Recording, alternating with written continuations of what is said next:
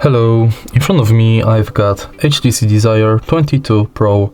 In this video I'll show you how to use Google Assistant on lock screen. In the beginning, let's enter Google app. Tap button in the top right corner and go to settings. Enter Google Assistant.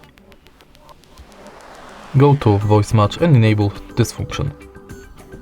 Let's try it out. OK Google. Hey Google. Sometimes you have to retrain the voice model. OK Google, what's the weather tomorrow? OK Google, remind me to water my plants every Monday. Hey Google, make a call.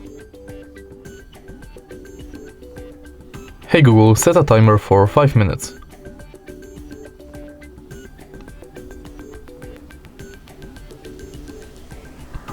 Now let's try it out. Hey Google. Now we know it's working, let's go back. Enter lock screen and also make sure that this function is enabled. Now you can simply lock the screen and say, Hey Google, what's the weather like tomorrow?